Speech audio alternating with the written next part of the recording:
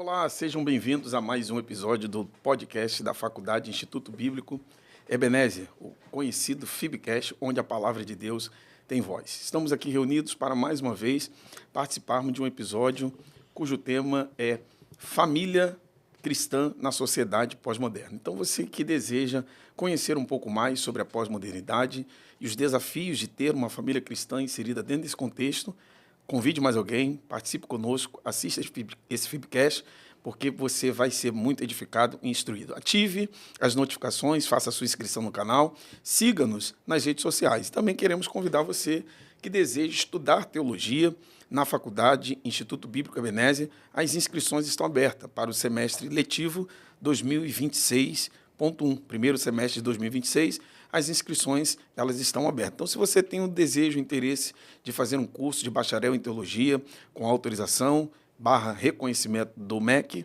seu lugar é na FIB. Então, faça contato conosco, DDD 21 99719 2968, DDD 21 99719 2968. E para você que já é bacharel em teologia ou possui qualquer outro curso de graduação reconhecido pelo Ministério da Educação, você também pode fazer conosco a sua especialização ou pós-graduação, seja em História e Teologia do Novo Testamento, e agora uma nova pós-graduação, Aconselhamento Cristão da Família e do Casal. Sobretudo, pastores do Ministério de Madureira e de outros ministérios também, que são pastores de igreja, pastores presidentes, dirigentes de congregações, sugiro que vocês façam uma das duas pós-graduações, se não puder fazer as duas, ou melhor, faça as duas, e se não puder fazer as duas, pelo menos se especialize no aconselhamento da família e do casal, pois esse tema, inclusive, vai mostrar para nós o quanto tem sido desafiador para as famílias se manuterem,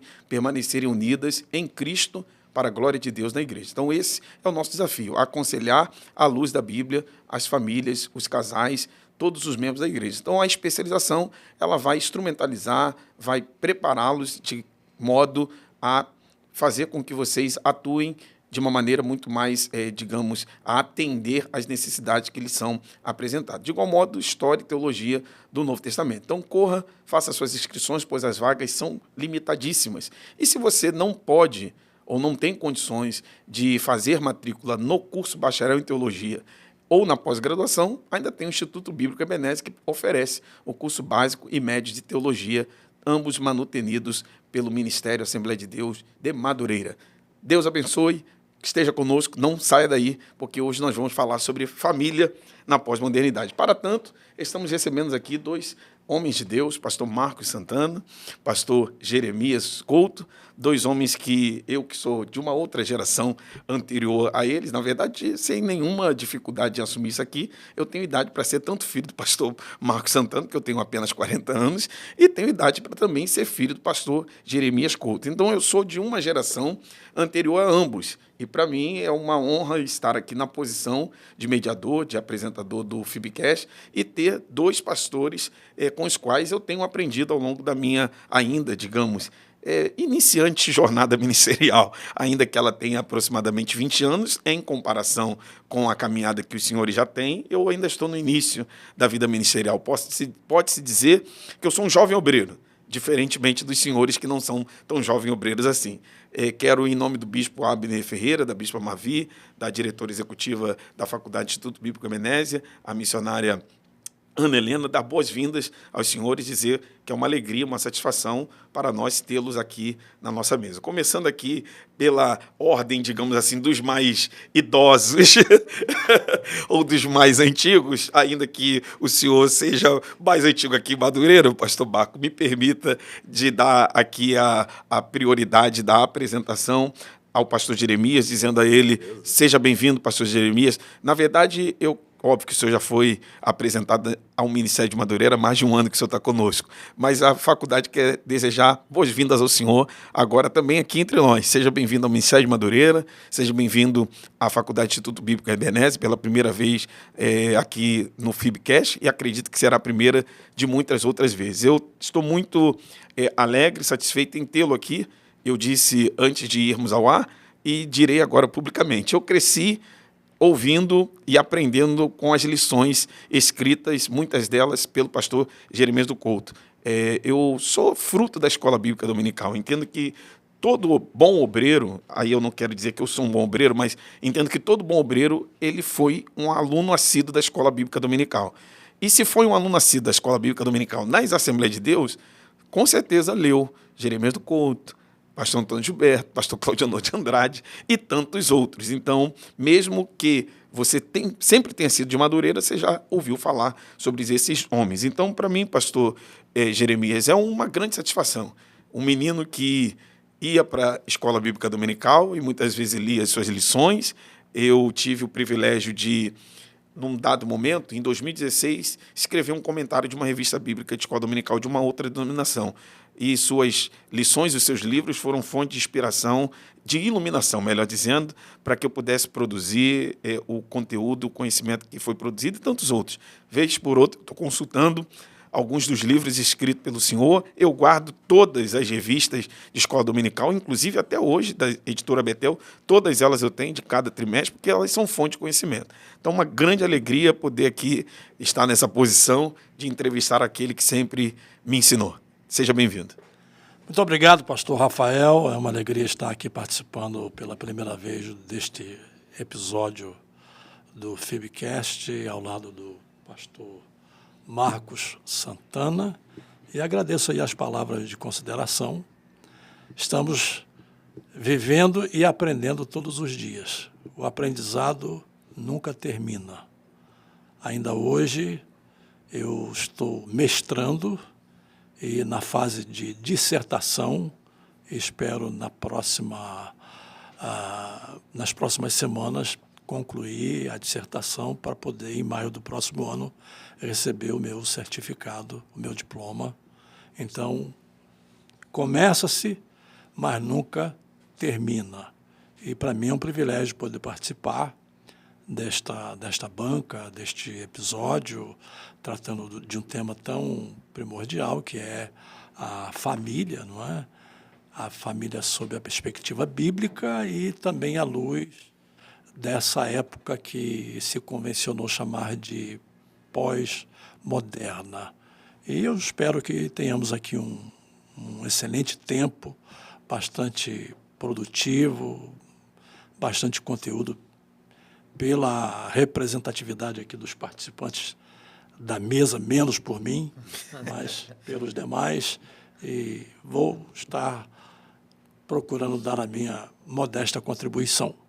Muito obrigado, pastor Jeremias. Mais uma vez, seja bem-vindo. Também estamos recebendo aqui o nosso ilustre pastor Marcos Santana. Quem é do Ministério de Madureira, não conhecendo também o pastor Marcos Santana, você está longe da Escola Bíblica Dominical, porque falou de Escola Bíblica Dominical no Ministério de Madureira, a figura representativa é o pastor Marcos Santana, está domingo a domingo apresentando aí as lições, juntamente com os comentaristas, quando não, com alguns pastores convidados, que ajudam a elucidar as lições de cada domingo e preparar melhor os professores que vão lecionar essas lições em cada uma das classes. Pastor Marcos, seja muito bem-vindo, é uma alegria ter o senhor aqui conosco, poder ter a editora Betel também mais perto da Faculdade Instituto Bíblico Ebenezer. Nós não somos, são duas, digamos, instituições com propósitos distintos, mas nós pertencemos a uma família só, Ministério de Madureira.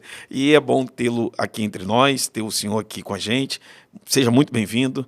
Diga sobre a sua satisfação, alegria de estar aqui com a gente e também um pouco sobre a história do senhor, para que outros possam conhecer melhor o senhor, por favor. Amém. Pastor Rafael, pastor Jeremias do Couto e a todos que estão conosco nesse momento, quero saudá-los com a paz do Senhor Jesus. É uma honra poder participar desse FIBcast na Nação Madureira. Eu ter sido lembrado e convidado a estar aqui justamente no dia em que o pastor Jeremias do Couto está aqui, é uma tremenda honra, reconheço isso. Então eu quero expressar aqui minha gratidão a Deus, também à nossa liderança, porque a gente sabe que os bispos acompanham todas as programações e eventos, poder contar com a confiança, né, a direção do IB, e essa instituição que faz parte também da minha história, porque os meus pais eles se formaram no curso médio em teologia lá no ano de 1975. Eu não era nascido ainda. Depois, eu também me formei, fiz parte da primeira turma de bacharel do curso livre, em 1988. Tinha só 3 anos de idade. Isso. E aí, ao longo desse tempo, nós participamos em vários momentos de ministrações de disciplinas, e foi com esse diploma do curso livre de bacharel em teologia do IB que eu fiz o concurso público para a capelania naval. E aí Deus me presenteou com essa porta que se abriu. Foi o diploma do IB que eu apresentei lá, porque no concurso não precisa ser reconhecido pelo MEC. É importante que seja reconhecido pela denominação a qual o pastor pertence. Então, durante 13 anos eu atuei na capelania naval, e Deus também tem me presenteado com, esse ano, completei 41 anos de vida conjugal, 2 filhos, 4 netos, e pude fazer a pós-graduação lá na FAICAD, de Teologia Pentecostal, a primeira turma de Teologia Pentecostal que teve aqui no Brasil. E agora, em dezembro, permitindo Deus, eu completo 37 anos de atividade pastoral, pastoreando igreja local, né? Eu sou um dos pastores ali do Ministério de Madureira, do Campo de Madureira, né? Liderado pelo nosso presidente Bispo Abner. Então, é uma honra estar aqui. Espero poder contribuir na reflexão desse tema fundamental para o ser humano, a sociedade e a igreja, família. Maravilha. Sejam muito bem-vindos mais uma vez, pastor Marcos. 41 anos de casado. Pastor Jeremias? 49, completando 50 em 21 de fevereiro de 2026. Pastor Jeremias está à véspera de fazer bodas de ouro de casado. Então, nós estamos aqui, vejam bem, diante de 2 homens, um com quase 50 anos de casado e outro com quase 41 anos de casado. E a gente vai perceber ao longo do nosso debate, casamento não é teoria. Porque hoje em dia... Casamento é prática. Hoje em dia é muita mentoria para casal, é muito isso para casal. Casamento é prática e é construção. Ao longo da vida, ao longo do tempo. Quem desiste não constrói. Quem desiste não experimenta a alegria de ver o casamento amadurecido, o casal sendo aperfeiçoado, o casal vencendo os dilemas, conflitos, complexidade, porque viver unidos, 2 pessoas distintas, com formações díspares, formadas em culturas diferentes, e tornarem-se uma só carne e conviverem dentro de uma mesma casa 41 anos, 49 anos, isso não é uma tarefa fácil, sobretudo nos primeiros anos de casado. Só que não podemos negar que uma coisa era viver há 40 anos, há 30 anos, outra coisa é viver em 2025. A Bíblia não mudou. Os princípios bíblicos são imutáveis, mas a sociedade muda. A sociedade não é estática, a sociedade é dinâmica. E esse dinamismo social leva os filósofos, sociólogos a nomenclaturarem a sociedade de acordo com alguns paradigmas ou ideias, valores, culturas que estão vigentes na época. Atualmente, discute-se, ou como disse o pastor Jeremias, convencionou-se a dizer que estamos na era pós-moderna. Há uma discussão grande sobre isso. Não há um consenso se estamos na era pós-moderna ou nas consequências da pós-modernidade ou da era moderna, se estamos numa cybercultura ou se estamos numa sociedade geográfica móvel, porque outrora as relações se davam somente no espaço geográfico físico. Agora nós estamos no espaço geográfico móvel, onde se dá a maior parte dos relacionamentos, sobretudo via redes sociais. Então, há quem diga, não estou citando aqui o nome dos autores, mas há quem diga que nós estamos num cyberespaço, nós estamos numa sociedade em rede, ou nós estamos vivendo as consequências da modernidade, ou estamos na era pós-moderna, como, na verdade, foi conceituado pelo francês Jean-François Lyotard. Foi um dos primeiros filósofos a conceituar, ou talvez o primeiro filósofo a conceituar pós-modernidade. E ele afirmava que a pós-modernidade, na verdade, é uma ruptura com as ideias linear da era moderna, que teve a proeminência da influência dos iluministas. E os iluministas julgavam que a razão e a ciência era fundamental para o desenvolvimento da sociedade. E, na verdade, não resolveu nem a razão, nem a ciência, os dilemas da sociedade. Vide, por exemplo, a Primeira Guerra Mundial e as revoluções. Não vou discorrer aqui sobre todos esses aspectos. Não resolveram os problemas da sociedade. Então, convencionou-se a dizer que a era pós-moderna, filosoficamente falando, é uma ruptura com essa ideia de que a razão... Essas certezas de que a razão e a ciência resolveriam todos os dilemas. Bom, isso é um conceito da filosofia. Eu gosto muito, provavelmente o pastor Jeremias, o pastor Marcos Santana conhece um livro do Stanley Grace, que ele diz pós-modernidade e pós-modernismo, e ele faz uma diferença, é um teólogo americano, que ele faz uma diferença entre pós-modernidade e pós-modernismo. Ele diz que a pós-modernidade é uma era histórico-cronológica, sobretudo a partir da globalização. Óbvio que houveram várias globalizações ao longo do mundo, mas, sobretudo, a partir da existência do microchip, no final da década de 1980, com o advento da internet, o mundo começou a ser mais globalizado. Então, ele afirma que a pós-modernidade ela é uma era histórico-cronológica.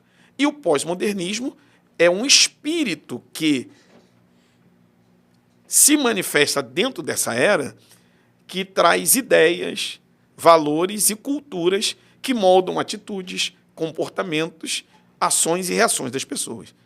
E dentro desse período chamado pós-modernidade, que viceja essas ideias, valores e culturas chamada pós-modernismo, nós temos aí alguns aspectos que vão caracterizar essa era.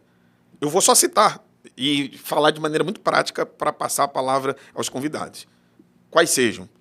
Cientificismo, de maneira prática. Avanço da ciência. Nós vivemos hoje uma outra era. Hoje, por exemplo, é a forma de se expressar. Vou dar um exemplo da minha vida pessoal. Eu sou pai de um menino de 4 anos que vai fazer 5. Quando a minha esposa descobriu que estava grávida, em janeiro de 2021, nós sequer tivemos a paciência de esperar a ultrassonografia para saber qual era o sexo. Fizemos um exame de sangue, em razão desse cientificismo, o avanço da ciência, que o exame de sangue dá 99% de certeza do sexo do bebê. Sem, de fato, o corpo ainda está totalmente formado, o feto está totalmente formado. E descobrimos que era um menino. Há 40 anos, há 50 anos, tinha que orar ou para Deus mostrar qual era o sexo, ou fazia um enxoval unissex. Minha esposa só fez uma outra durante toda a gestação. Então, isso é consequência desse mundo pós-moderno, o avanço da ciência. Nós temos o tecnicismo, o avanço da tecnologia, está aqui o Fibcast, YouTube, a tecnologia avançou. Nós temos aí tem algumas questões, o materialismo, que é o gastar mais. Nós vivemos numa sociedade de consumo que quer sempre gastar. O materialismo, o ter mais. Então, nós temos um consumismo que leva as pessoas a gastarem mais. O materialismo, hoje, as pessoas são reconhecidas muito mais pelo que elas têm do que pelo que elas são. Nós vivemos numa sociedade pós-moderna naturalista, ou temos o naturalismo, que é desconsiderar a existência de Deus ou uma intervenção divina no aspecto social. Aí nós temos outros ismos. Por exemplo, o hedonismo, a busca desenfreada pelo prazer.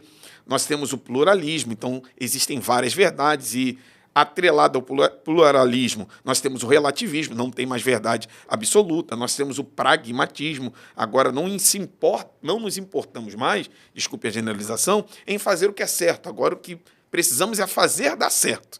Não importa de que maneira. O importante é os resultados, não nos preocupamos com os processos. Então, nós temos um mundo com vários ismos que, inevitavelmente, impacta também as famílias cristãs. Porque foi-se o tempo que a gente fazia uma leitura de mundo, digamos, superficial. Qual era a nossa leitura de mundo que fazíamos, a grosso modo? Um mundo jardo maligno. Tudo que tem no mundo é do diabo. E a gente não precisa conhecer nada sobre o mundo. Não é, mas essa realidade é nossa. Agora, a gente precisa fazer uma leitura, seja filosófica, sociológica, óbvio, também uma leitura prática da realidade, e não desconsiderar o quanto que ela influencia, inclusive, as famílias cristãs, que precisam, ainda que num mundo diferente do século passado, mas elas precisam se manter cristãs no século presente.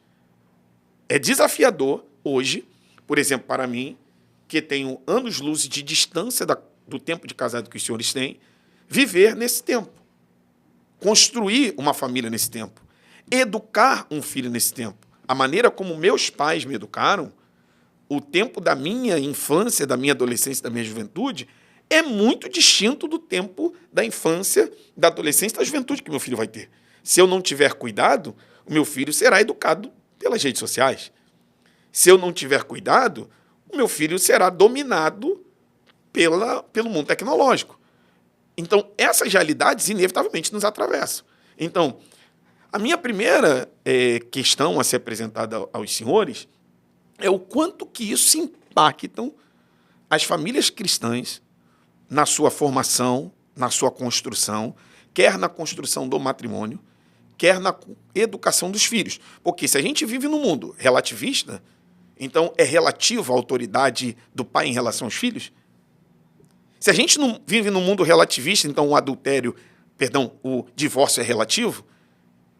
Se a gente vive num mundo consumista e materialista, então o mais importante para a família é morar numa casa suntuosa, é comprar tudo de bom e do melhor para os filhos, porque essa talvez não tenha sido a realidade da maioria de nós enquanto éramos pequenos. Então, hoje, muitos pais estão preocupados em dar aos seus filhos tudo do bom e do melhor, mas não dão educação bíblica cristã, não levam à escola bíblica dominical, à guisa de exemplo.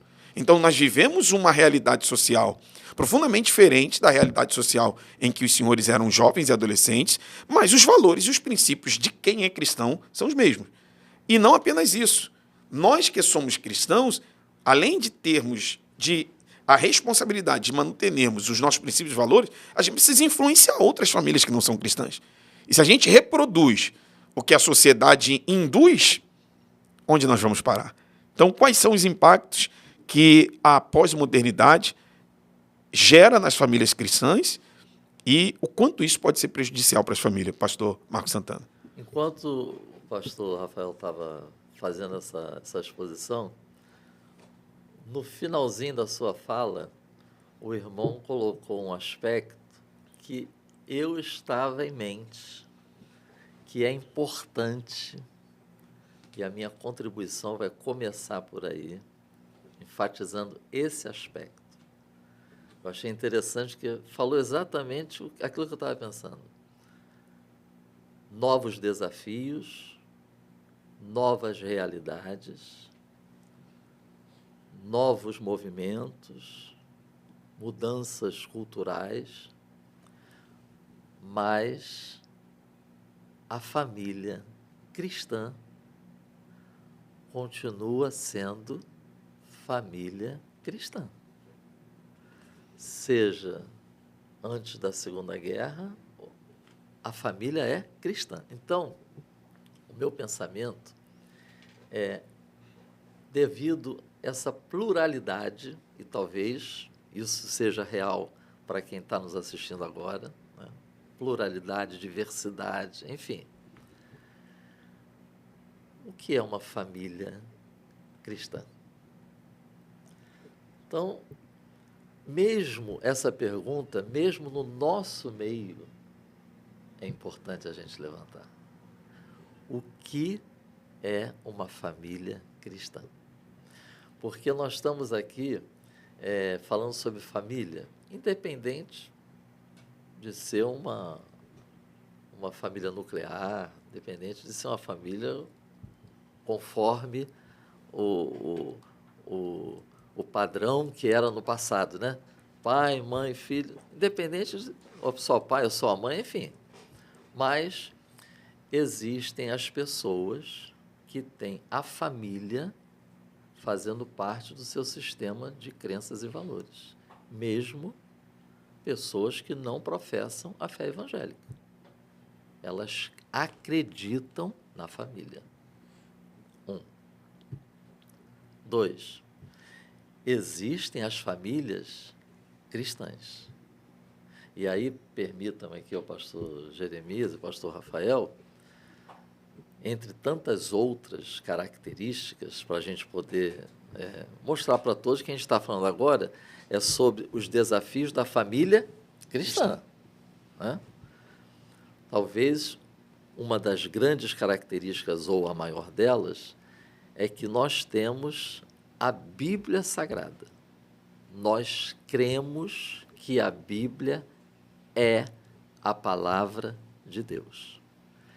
E é na Bíblia que nós encontramos a origem da família, o propósito da família, o plano de Deus revelado com a família e os princípios que Deus estabeleceu na estrutura e no funcionamento da família. Então, nós cremos na Bíblia como palavra de Deus. E aí, decorrente disso, a nossa fé em Cristo, a nossa fé na oração, no jejum, no ensino bíblico, mas enfim. Mas então, eu gostaria de iniciar dizendo que o tema que nos foi proposto é esse, olha, são a pós-modernidade, os desafios, essa característica filosófica sociológica, qual é o impacto na família cristã? Porque a família continua sendo cristã. Então, os princípios bíblicos, eles continuam os mesmos. E por que eu penso em ser importante iniciar por aí? Eu entendo que é um princípio bíblico. Quando chegaram para Jesus, em Mateus 19, para perguntar a Jesus sobre o divórcio, que era uma prática comum da época, Jesus inicia a resposta recorrendo ao princípio. Ele não inicia falando da realidade da sociedade. Ele não inicia falando do divórcio. Ele inicia falando assim, vocês não conhecem o que está lá no princípio? Que no princípio Deus fez macho e fêmea?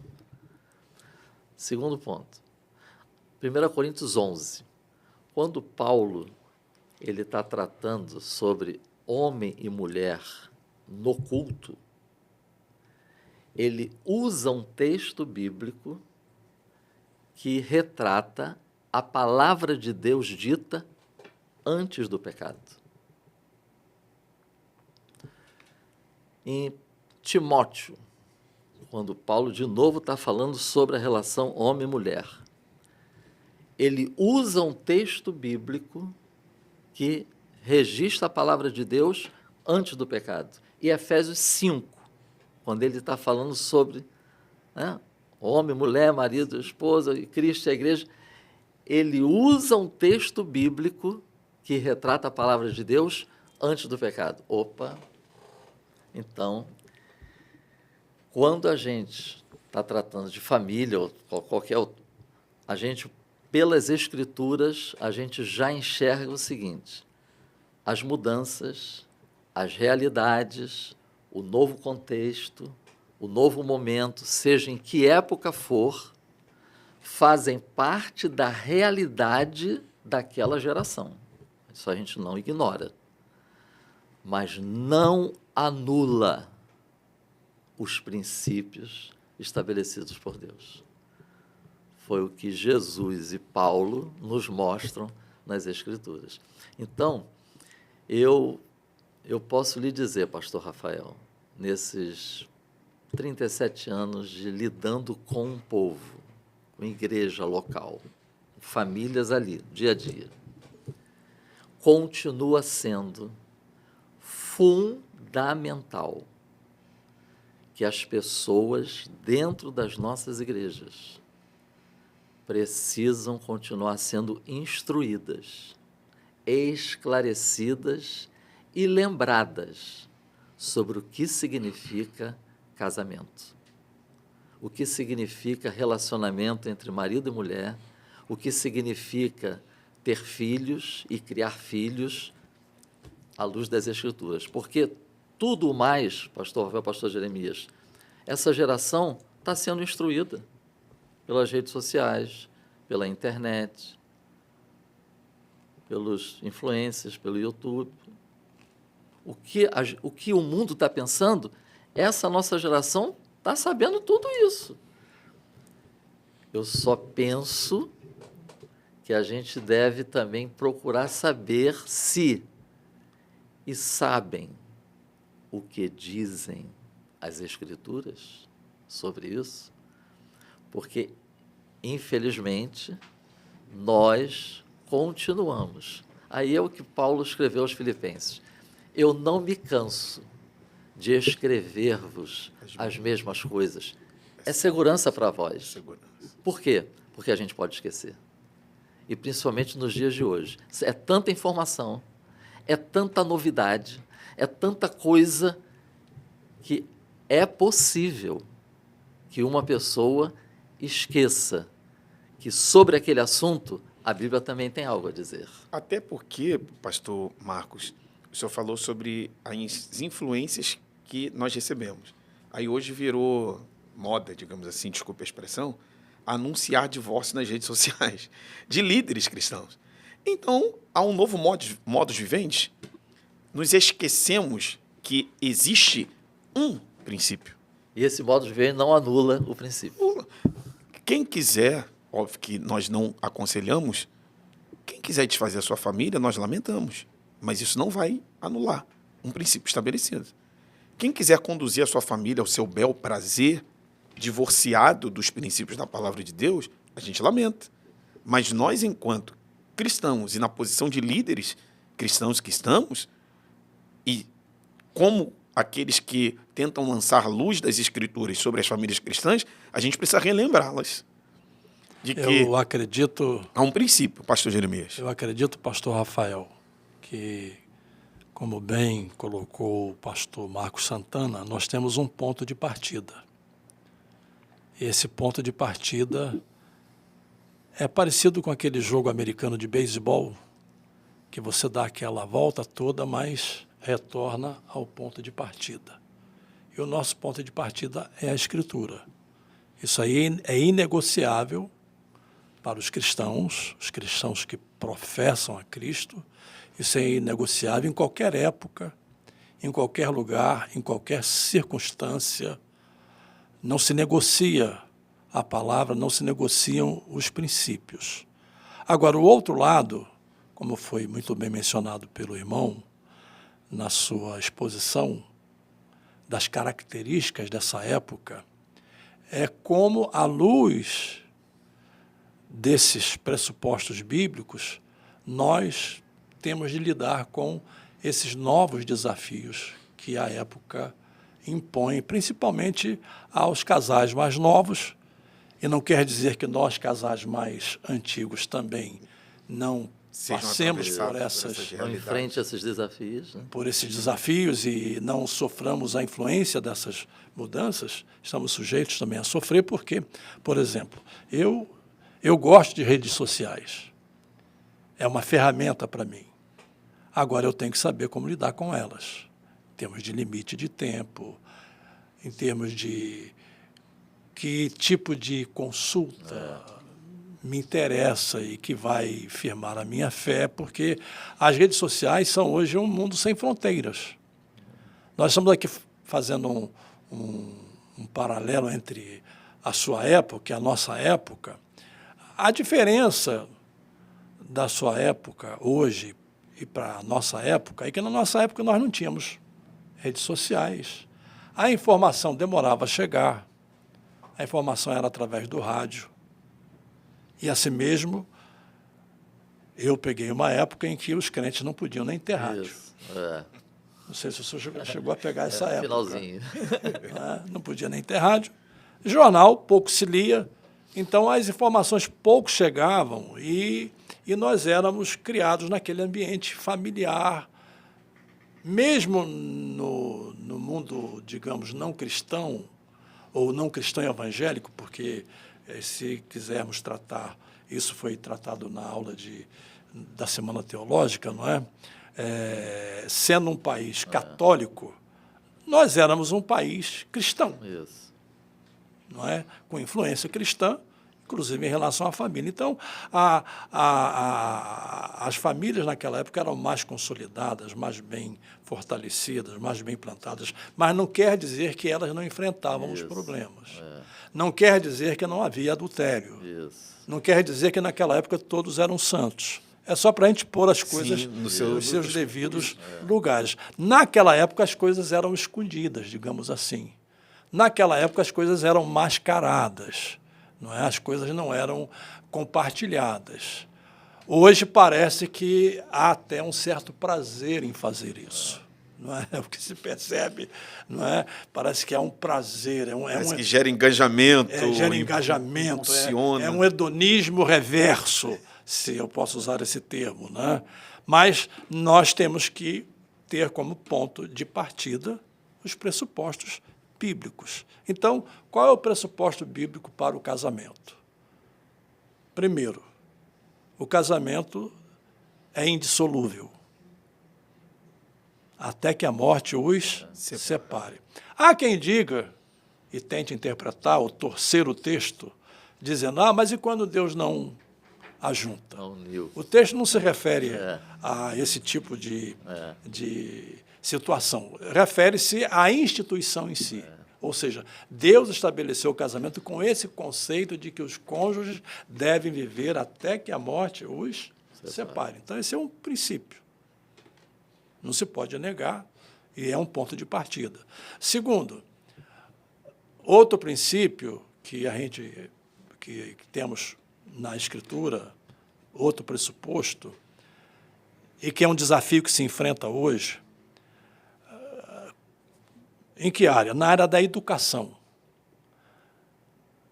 A vida moderna, ou pós-moderna, ou pós-verdade, desse o nome que se quiser dar, né? Ela traz essa fragmentação social, essa fragmentação cultural e também essa necessidade, né? Você mencionou o consumismo, a necessidade de ter. Hoje é muito mais caro criar uma família do que na nossa época. É óbvio, não é? Você tem que dar formação, etc. E aí, para poder cumprir essas exigências, o marido trabalha fora, a esposa trabalha fora, o marido está chegando em casa, a mulher está saindo, a mulher está chegando, o marido está saindo. E a pergunta que fica é, aonde ficam essas crianças? Com quem ficam essas crianças? Ficam ou com a babá, ficam na creche, ficam em casa mexendo nas redes sociais, os avós, sem controle, sem limite, sem... Os avós. Oi? Os avós. Com os avós. E avós não foram feitos para educar. Isso. Avós foram feitos para amar os netos, não é? Não para educar. A educação cabe aos pais. Então, esse é um outro princípio bíblico. A formação, a educação dos filhos não cabe à igreja. Isso pode parecer radical, mas eu vou explicar. A igreja é uma coparticipante. Ela é não, coparticipante. Não não cabe ao Estado. Não.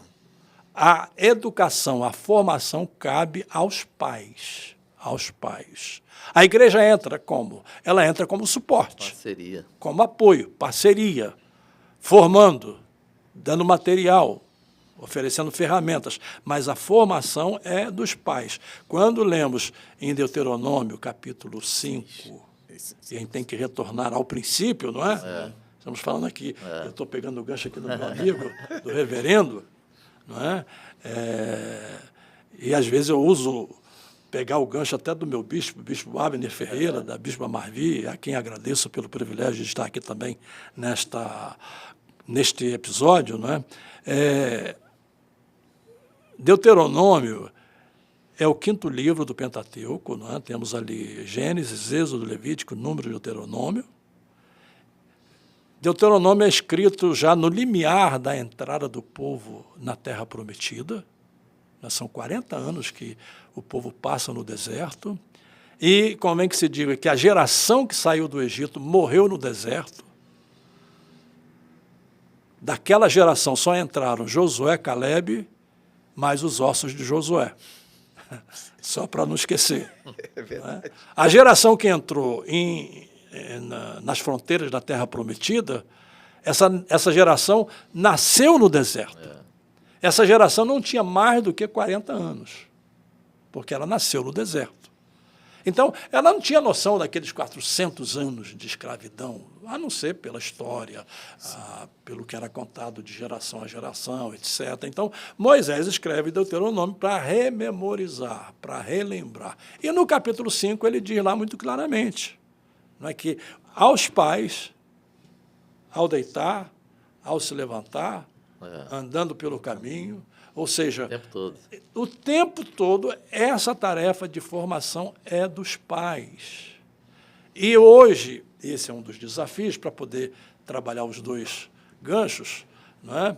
Os dois lados, é exatamente esse. Os pais transferem para a igreja, os pais transferem para o Estado e os pais só querem, digamos, experimentar o lado bom da coisa, o lado prazeroso da coisa, mas o lado da responsabilidade, das tarefas, eles transferem, não é? Eles passam a responsabilidade. E aí eu vou citar aquele teólogo que faleceu agora recentemente, Beauchamp, não é? É um teólogo reformado. Ele disse o seguinte: entregue os seus filhos para César e depois não fiquem decepcionados quando eles chegarem em casa com a cara de César. E essa é a verdade. Essa é a verdade. Então, esse é um dos desafios que a gente enfrenta hoje. E a gente enfrenta por quê? Deixe-me aqui, e já vou parar, porque daqui a pouco eu vou até uma hora da manhã. Eu, quando fico quieto, mas quando começo a falar, eu não paro, né? A igreja precisa retomar esse papel de formação, não é? De formação, não é? Tudo bem, época moderna, trabalho, violência, insegurança, deslocamento. Eu sei que hoje não é fácil para vir aos cultos, etc. Mas eu costumo dizer o seguinte, e aí eu já paro por aqui, porque senão eu vou embora. Continuar. Né? Se você que está me ouvindo, aí do outro lado, não é? Aí estou olhando para a câmera, né? Tiver de escolher que cultos eu devo participar na igreja. Porque, às vezes, a gente quer que o cidadão esteja lá, domingo, segunda, terça, quarta, quinta, sexta, sábado, mas você tem que escolher. Não é? Nesse mundo que exige que você trabalhe para dar, digamos, aquilo que o mundo de hoje quer da sua família e precisa para a formação da sua família. Escolha 2 cultos. Culto de ensino, no Ministério de Madureira, geralmente são as terças-feiras, estas terças-feiras, né? E a escola bíblica dominical. Agora, aí vou acrescentar um outro ponto para eu não me exceder. A gente não pode olhar esses 2 departamentos, isso eu aprendi em Pindamonhangaba com a irmã Doris, né, como apêndices da igreja. E a escola dominical, sobretudo, como se fosse um apêndice, para cumprir o cronograma, para cumprir... São os departamentos mais importantes. São os 2 cultos, as 2 reuniões mais importantes da igreja, porque é aí que você vai receber a formação. O ensino faz parte da natureza da igreja. Faz parte da natureza da igreja. Então, eu tento conciliar essas questões dessa forma, sem perder a base. Estamos dando a volta, mas temos que vir aqui à base. Agora, a título de... Só para aproveitar aqui essa fala do pastor Jeremias, eu uso muito na igreja essa palavra parceria, porque o próprio Ministério da Educação, ele criou um dia da família na escola. Por quê? Porque os pedagogos, os profissionais de educação já descobriram a relevância da participação da família no dia a dia, ao longo da vida escolar da criança. Justamente, talvez, por causa disso, porque perceberam que a família bota dentro da escola e simplesmente... Então, criaram o dia da família na escola. Então, eu falei na igreja, a gente precisa fazer isso também na igreja, porque a família precisa ver na igreja uma parceira, porque o seu filho, a gente não tem como tirar o nosso filho da escola. Não. E ali ele vai conviver com outras crianças e adolescentes que têm outras crenças e valores. E eles vão ter muita dificuldade de se isolar. Porque Mas eles nesse querem ponto fazer aí, parte. pastor, se me permite aqui Sim, é porque a família a igreja dá o contraponto a isso. fazer esse diálogo, esse contraponto, não temos como tirar os filhos da escola. Resolvido o problema. Não é? Também não temos aí escolas cristãs em abundância, ou, digamos, escolas confessionais. E, se houver, elas têm custos. E nem todos podem bancar os custos. O filho estuda numa escola de uma confessional e confessional. o custo é bem alto. O custo é bem alto. Né? Aqui no Brasil, infelizmente, e também esse é um tema complexo, mas eu ponho sobre a mesa, e eu não quero aqui ideologizar, então eu vou evitar termos de ideologização. Né? Consegui falar. Né? Todos entendemos. Ideologização. Isso. Mas há quem combata uma forma de ensino que existe nos Estados Unidos, que é o chamado homeschooling. Né? O que é o homeschooling? É a criança poder estudar em casa. Né? Tudo bem, as famílias não têm formação, mas aquelas que têm, aquelas que podem pagar um professor, elas deveriam ter o direito de ensinar os seus filhos em casa e nas datas certas, segundo o programa, a grade escolar, não é, da educação, então as crianças prestarem os exames para poderem passar de ano, etc., e cumprir o currículo. Então, são coisas que precisam, e aí os nossos deputados, os nossos parlamentares, não é, eles têm que entrar nessa briga. Agora, quando eu falei da igreja também, é nesse sentido, é de inserir o seu filho também num grupo de pessoas da mesma faixa etária que eles e que professam a mesma fé e os mesmos valores que ele. Porque isso vai ajudar a criança a prepará-lo para enfrentar essa realidade. Aquilo que a gente não tem como... Infelizmente, não são poucas as famílias que mantêm na escola, não pode tirar mesmo, mas ainda não perceberam. Mas aí entra um outro ponto, a igreja é uma excelente parceira da família. E aí entra um outro ponto, que é esse aí que eu queria chegar nele, não é? Quando a criança chega em casa, o que o pai pergunta a ela em relação à escola? Como é que foi na escola? O que você aprendeu? Esse diálogo tem que haver entre pais e filhos. Mas aí, no mundo pós-moderno, nesse mundo hoje fragmentado, não se tem tempo, mas ao mesmo tempo em que não se tem tempo, desculpe aqui a repetição do termo, mas a criança vem com as suas dúvidas e os pais não estão preparados para responder. Pastor Jeremias, pastor Marcos, vocês estão trazendo aspectos aqui que são fundamentais. Primeiro, para a gente pavimentar aqui o caminho do esclarecimento de todos que nos ouvem. Pavimentar o caminho do esclarecimento, então, resumir todo esse esclarecimento que estamos recebendo. Nós vivemos numa sociedade profundamente contrária às Escrituras. Sim. Ponto. Porém, a despeito da sociedade que vivemos, independentemente da época, nós temos um padrão, que é a Bíblia. O apóstolo Paulo, escrevendo aos Romanos, disse: não vos conformeis com este mundo. A expressão mundo ali é eiron, o espírito da época. E o termo, a ideia é susquematizestai, que vem da palavra esquema, que está sempre em mudança. Paulo está dizendo: não se deixem dominar pelo espírito da época, que está sempre em mudança. Mas renovem a vossa mente pela palavra, ela não muda. Então, o mundo muda, a palavra de Deus não muda. Então, o senhor começou a fala do senhor, pastor Marco, dizendo que a origem da família está na Bíblia. O propósito da família está na Bíblia. O plano de Deus para a família está na Bíblia. Os princípios e os valores que Deus quer que apliquemos no contexto da família está na Bíblia. O Senhor, na sua fala, disse que a nossa dificuldade é entender que o casamento é indissolúvel e que a educação ela é indispensável. E qual é a fonte dessa educação? A Bíblia. A educação tanto dos cônjuges, a educação dos filhos.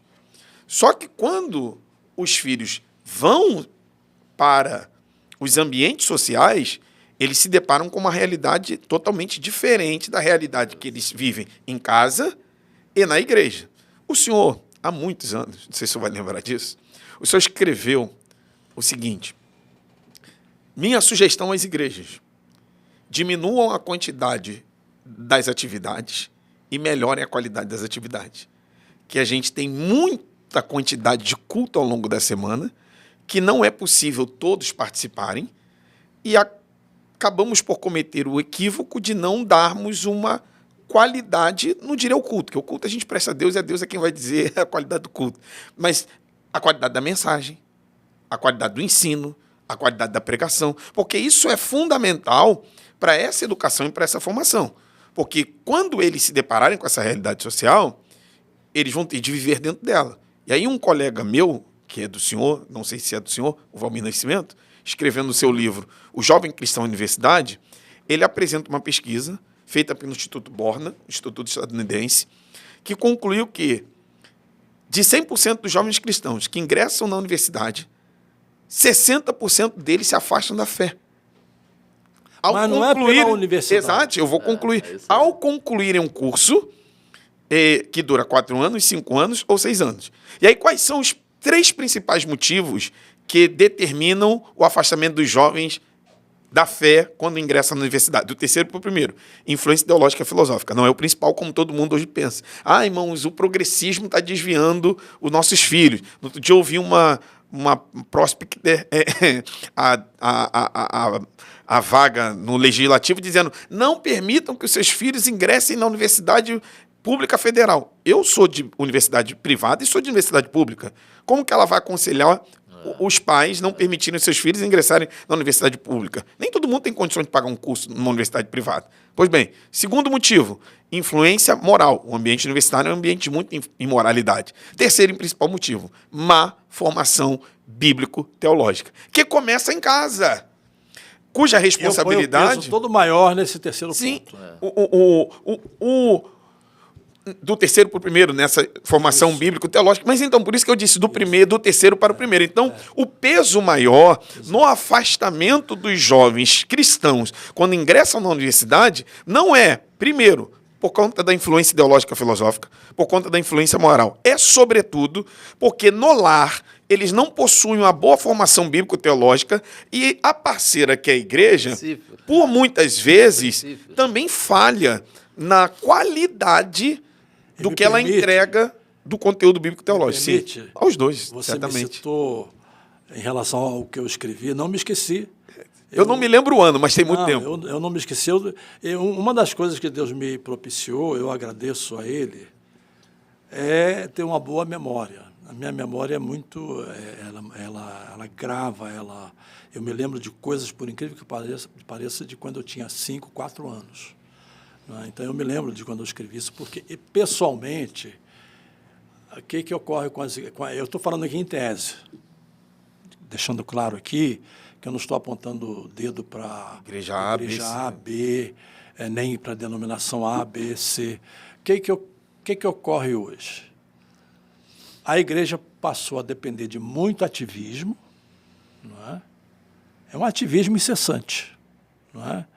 Você tem de tudo um pouco, para não entrar aqui nos pormenores, de tudo um pouco, um intenso ativismo, pensando que isso vai atender não é, a igreja, vai suprir as necessidades da juventude, principalmente, quando, na verdade, é o contrário. Não é? Você entra e sai e nada muda. É aquilo que Jesus falou, errais Não conheceis. por não conheceres as As Escrituras. Escrituras. Você fala em avivamento, faz um movimento de avivamento. Na semana seguinte continua do mesmo jeito. Não muda nada. Não é? Graças a Deus que Madureira tem lá os visitantes, mas nós não dependemos de pregadores de fora. Não é? Nós temos, mas tem igrejas aí, pastor Marcos, que dependem do movimento e do pregador de fora, porque no dia a dia elas não têm vida. Não é? Então, aquilo que é parte da igreja, que a igreja precisa fazer, não é? Você poder sentar, por exemplo, e me perdoe aqui por citar o bispo mais uma vez, não é? No domingo pela manhã ele começou a pregar. Ele só pregou o primeiro ponto da mensagem dele. Perfeito? Sim. Não é? À tarde foi o segundo À tarde ele pregou o segundo ponto da mensagem E ontem dele. foi o terceiro. À noite eu não fui, não sei. Ontem foi o terceiro. À noite ele não pregou o terceiro. Então ele pregou ontem, também não pude ir ontem na reunião de presidente, pegou o terceiro ponto e eram 5 pontos que ele tinha nessa mensagem. Então você sabe que vai à igreja e você vai ouvir, vai aprender. Não é? Eu comentava com ele sobre São Cristóvão, lá em tempos idos, né? Que no dia de terça-feira, para você chegar lá e ter lugar para sentar, O Rio de Janeiro corria para São Cristóvão. corria para São Cristóvão. Tinha que chegar lá às 7 horas e você ficava em pé. É como aquele texto bíblico, sentava aos pés dos apóstolos, Dos apóstolos. para aprender. Né? Então, é esse tipo de comportamento. Nós não precisamos ser antiquados, não precisamos ser quadrados, não precisamos ser ultrapassados, não precisamos usar ferramentas de antanho que não funcionam hoje. Não é? Agora, deixe-me usar aqui. Eu tenho aqui um copo de vidro, não é cristal. O que eu tenho aqui é a água da vida. Né? Se ele me der uma garrafa ali, vai ser uma garrafa diferente, mas eu tenho ali a água da vida. Né? As ferramentas podem até mudar. O ponto de partida, os pressupostos, a base, é que não pode mudar. Agora, E a igreja tem de retomar isso. Agora permita-me só Sim, pastor Marcos, fica à vontade. voltar à família. É um dos desafios hoje das famílias, porque família é onde tudo começa. Sim. Então, um dos desafios hoje da família é justamente da formação da primeira infância. Perfeito. Porque se a gente não tomar cuidado com a primeira infância, essa pessoa, quando chegar lá na escola dominical ou no culto, ela vai ter dificuldade de concentração, de ficar ali ouvindo a exposição da professora com todos os recursos. Não estou falando aqui, estou falando usando os recursos e tal. Mas por quê? Porque todos nós já sabemos como o uso das novas tecnologias estão influenciando a questão cognitiva, Das crianças. a capacidade de concentração. Pastor Marcos. Então, mas isso tem que começar em casa. Em casa. Porque, como eu disse, no pastoreio a gente conversa com muitas famílias. Eu já conversei com uma família que a mãe disse assim, muito tranquila para mim, não, pastor, meu filho é um jovem, mas ele é muito calmo. Ele é muito calmo, ele fica lá no quarto dele, fica lá quietinho. Aí eu cá comigo, fica lá fazendo o quê? Aquela criança, aquele adolescente, fica diante da tela fazendo o quê? Mas para os pais, por causa do ritmo que está corrido... entregam o smartphone na mão dos filhos. Está corrido dos pais. Quando chega em casa estão cansados, aí deixa lá aquele brinquedinho na mão dos filhos. Você me permite... É um conjunto de aspectos... Vários fatores. Que fazem a diferença no enfrentamento desses desafios. Se me permite usar um exemplo... Fica à vontade. Eu tenho 4 netos em véspera de um quinto neto que é menina, vai chegar agora em novembro. A minha neta mais velha, Ana Clara, ela me escreveu aqui, dia 23 de outubro, pedindo explicações sobre os 3 primeiros capítulos de Gênesis. Alto padrão. Eu enviei para ela 1, 2, 3, 4, 5, 6, 7, 8, 9, 10, 11 áudios. 11 áudios. Depois ela teve um probleminha de saúde, né? E aí ela me respondeu ontem. Oi, vô, não consegui ler a Bíblia esses dias. Aí ontem atualizei minhas anotações. Tinha parado na parte do juízo de Deus diante da queda. Como sabe, a questão da Eva estava me deixando em conflito. Aquela questão, teu desejo será para o teu marido, etc. Mas acho que compreendi. Queria mostrar minha reflexão. Aí vem a reflexão que ela fez. Multiplicarei significa que já havia alguma forma de desconforto natural antes, ou seja, em relação ao par. Sim, sim. Em relação à dor, né? A dor. Mas com a queda, a harmonia estabelecida por Deus foi rompida, tornando o corpo humano mais vulnerável. A segunda parte refere-se ao rompimento da ordem perfeita da criação. Antes, o homem e a mulher se complementavam em amor e igualdade. O dominará não é um mandamento divino. Isso é juízo. Capítulo 3.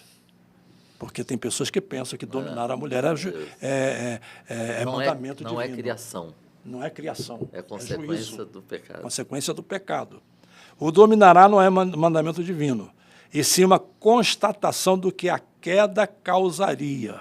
Relações desequilibradas, estruturas injustas que corrompem o propósito original de Deus para a humanidade.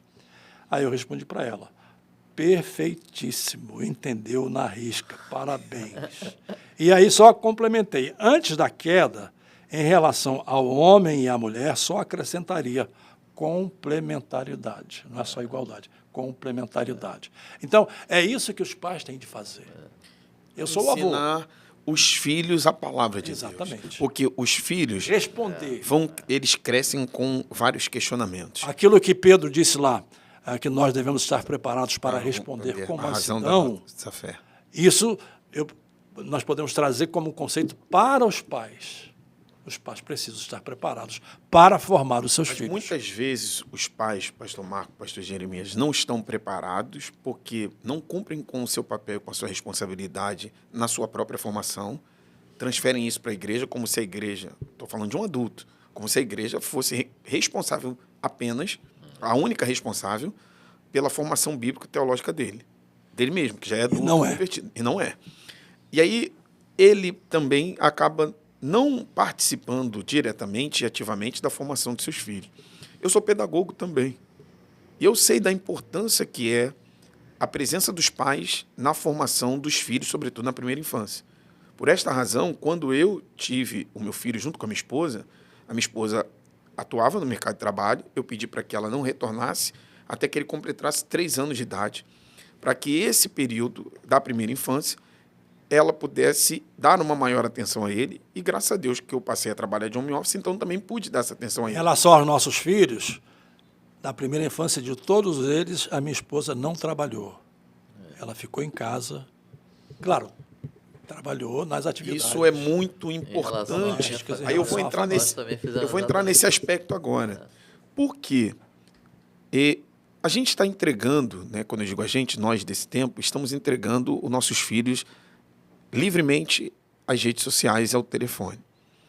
E há pesquisas recentes que contradizem o que foi definido pela pedagogia e pela psicologia, que dizia que um tempo ideal de aula era 50 minutos, porque acreditava-se que a capacidade de concentração de uma criança, que a pedagogia é para a criança, para adulto é a andragogia, então acreditava-se que a capacidade de concentração de uma criança era 50 minutos. Hoje, acredita-se que a capacidade de concentração de uma criança não excede a 6 segundos, porque elas estão diante de telas permanentemente, com o dedinho passando o tempo todo. Então, a gente coloca a criança para assistir um desenho, 1 minuto depois, ou menos do que 1 minuto, muda papai, muda mamãe. Elas não conseguem mais ficar quietas. como inclusive nós ficávamos quando íamos ao culto. Vai beber água, entra no banheiro, tudo bem, numa outra realidade, e fica sentado aqui. A gente ficava parecendo um robô. Não podia nem se mexer, não podia fazer nada. Hoje as crianças são mais agitadas, óbvio também, porque elas estão num novo mundo. Mas porque os pais também dão às crianças uma liberdade que os nossos pais não nos davam.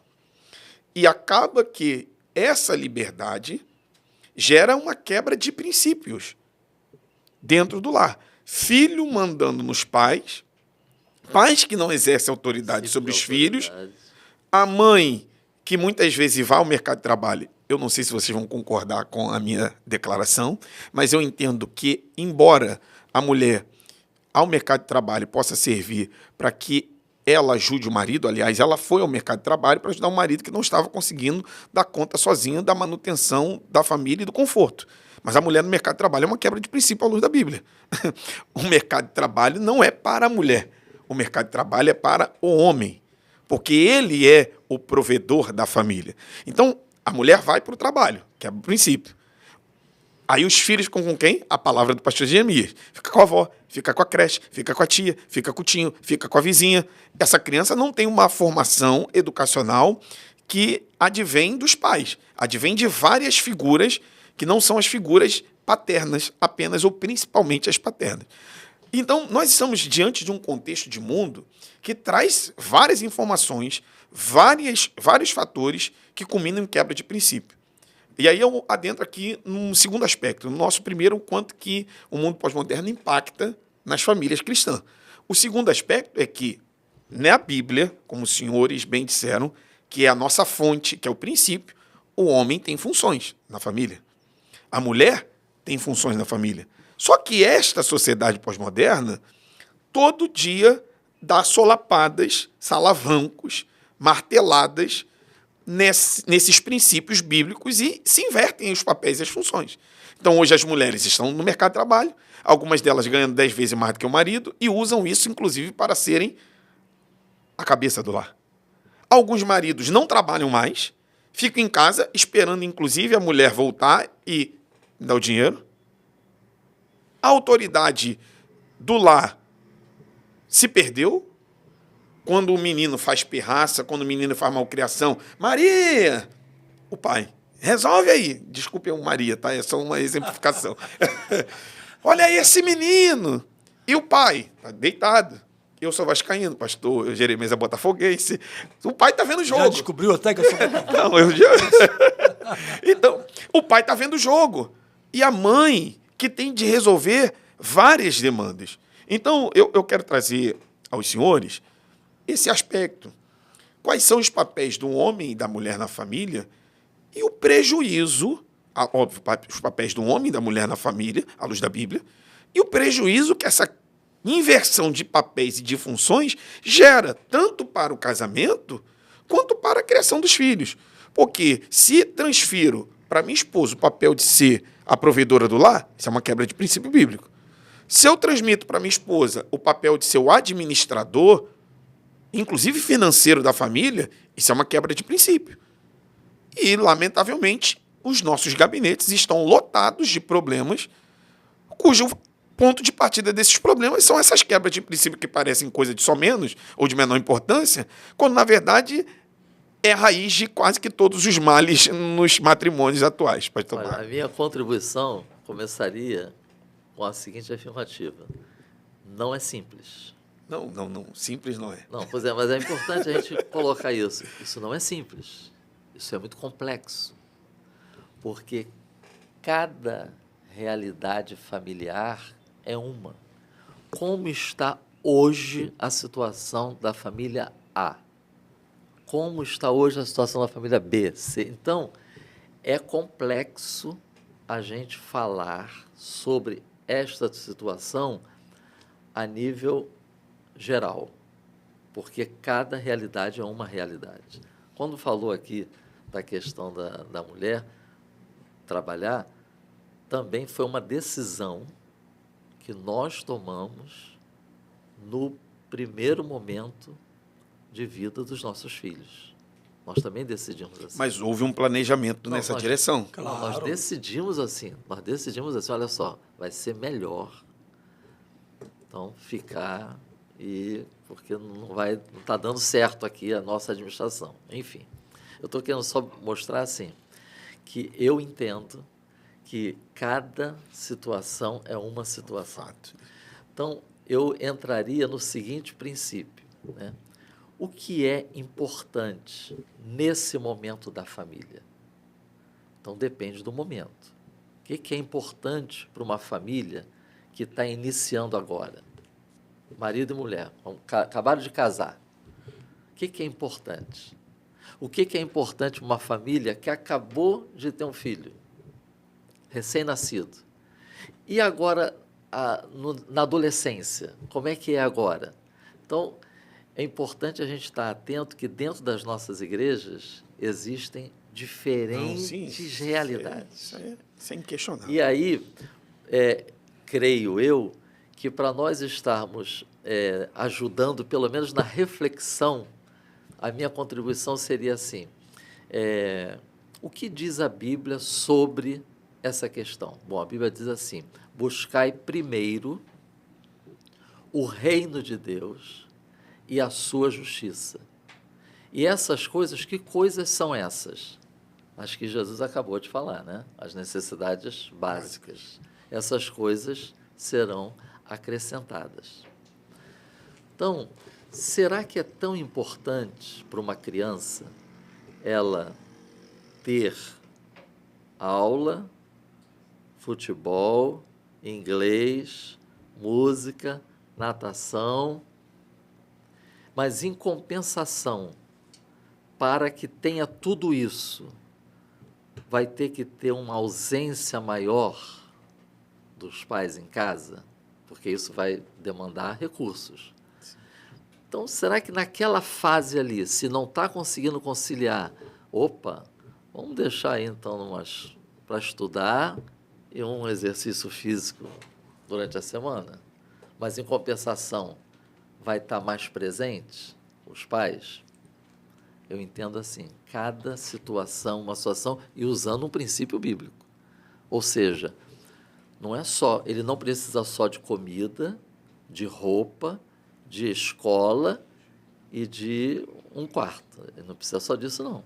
Ele precisa de ser instruído nos caminhos do Senhor, ele precisa ser apresentado a Jesus e Jesus ser apresentado a ele precisa estar envolvido em um grupo que professa a mesma fé e valores, e ele precisa de exemplo e referenciais. Aí eu também gostaria de só citar essa questão. Exemplo dentro de casa, e os adolescentes e jovens precisam de referenciais dentro de casa e na igreja. Porque o que essa geração procura é coerência. Eles precisam ver coerência entre o falar e o viver. Precisam de exemplos dentro de casa e exemplos na igreja, porque isso vai contribuir para enfrentar os desafios que vão encontrar quando for para a universidade, quando for para o segundo grau, quando estiver entre um grupo de amigos. Então, nós também precisamos enfatizar o relacionamento conjugal como fundamental na formação dos filhos. Com certeza. Não é apenas o estudo, a educação, a igreja, mas como que os filhos estão testemunhando o relacionamento dos seus pais. O modo como como é que ele trata ela, como é que ela trata ele. Vem eles lendo Bíblia, eles orando e também respeitando um ao outro. Como é que conversam entre eles? Porque isso também faz parte da formação de uma criança. Então, assim, o tempo não permite a gente entrar em todos os aspectos. Mas uma das coisas que eu observo nessa geração, eles precisam de exemplos. Eles precisam de referenciais de vida. Vida cristã no meio de uma geração corrompida e incrédula, que Paulo disse que a gente tem que resplandecer. Então, onde estão esses astros onde estão esses astros? Eles precisam resplandecer primeiro dentro de casa. Porque se Pois é. os filhos não veem eu- os pais... Exatamente. Eu Um gostaria astro de casa. de acrescentar um dado nesse ponto, e aí eu vou usar Mateus 19, quando a questão do divórcio foi levantada. E Jesus disse, no princípio não foi assim. Mas, no próprio texto, Jesus então explica e estabelece uma cláusula em que Uma exceção. o divórcio poderia ser concedido. E também aparece uma outra cláusula lá em 1 Coríntios 7, em relação ao cônjuge não crente que não deseja continuar com o casamento. Então, o cônjuge crente estaria livre. Eu estou usando esse exemplo para dizer o seguinte, diante desse quadro, nós temos um princípio. Nós não podemos quebrar o princípio, mas, usando a figura das realidades diferentes, nós precisamos entender sobre como aplicar esse princípio sem que essas realidades sejam afetadas. Por exemplo, estabelecer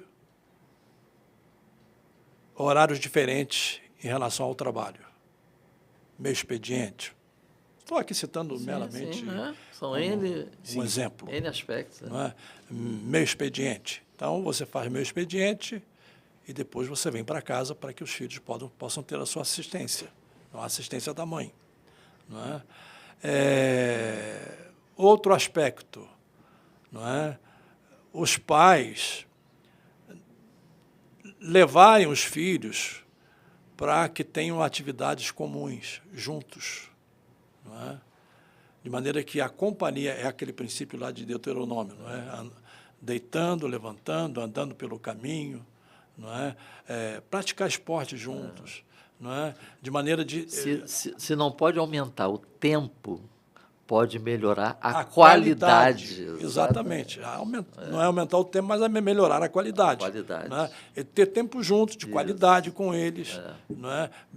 Onde o diálogo pode se aprofundar, etc. Ou seja, sem quebrar o princípio, mas encontrar maneiras de ajustar o princípio a cada realidade, como foi o caso dele, como foi o meu caso. Em relação aos nossos 3 filhos, na primeira infância, minha esposa não trabalhou. Depois ela trabalhou, claro. Não é? Como foi o meu caso, atualmente a minha esposa trabalha.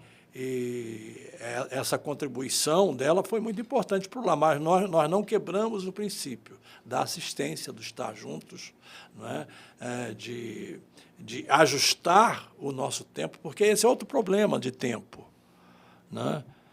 Tem um corinho antigo, não sei se você se lembra, Senhor, a gente cantava, dizendo, Senhor, dá tempo para mim, ocupar minha vida contigo. Senão eu vou pelo vento. Uma contradição. Tempo caindo em perigo. Contradição por quê? Porque o tempo Deus já deu. Exatamente. Aí, todo mundo igual. na segunda parte do corinho, aí diz, senão eu vou pelo vento e perco meu tempo. Então, aí você está sendo verdadeiro. Mas você não tem que pedir tempo a Deus, porque Ele já deu. É verdade. Diz o filósofo da educação, José Carlos Libani, a única coisa no mundo que é democrática é o tempo. Nem a própria democracia é democrática. Exato. A única coisa que é democrática é o tempo, que tempo. todos têm o mesmo tempo O se mesmo viveu tempo. um dia completo, 24 A questão horas. é saber usar o tempo, administrar o administrar. tempo, e você tem como trabalhar isso sem quebrar esse princípio e ajustar o princípio à realidade de hoje. Não é? Porque esse é um aspecto interessante em relação à leitura bíblica.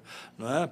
Os princípios não mudam, não é? Mas a revelação é progressiva, foi dada numa época, em contextos primitivos, e como é que se aplicam esses princípios em contextos contemporâneos, não é? Sem quebrá-los. Não é? Então, meramente exemplos que eu cito, não é? No sentido de o casal conversar, ajustar entre si, né? Ajustar entre si. Esse é o papel, esse é o sentido da complementaridade. Né? Porque complementaridade, alguém pensar, complementaridade é o homem chegar... Não é isso. Complementaridade é que um Completa o outro, um ajuda o outro. Um ajuda o outro e um supre aquilo que não tem no aquilo outro. que o outro não tem. E não abrir mão dos recursos que nós, como família cristã, nós temos também. Oração, Perfeito. jejum. Nem tudo se resolve só com jantar, Buscar né, a pastor Deus, Marcos? buscar a Deus. O jantar, ele é um jantar de casais, extraordinário, maravilhoso. Até em casa, é importante. É importante a gente viajar, passear, vamos na praça, vamos viajar. É bom? Tudo isso é maravilhoso. Mas se não tem esses aspectos fundamentais, orar juntos, ler a Bíblia juntos, um culto doméstico era tão comum na época dos senhores, hoje essa prática tem se perdido.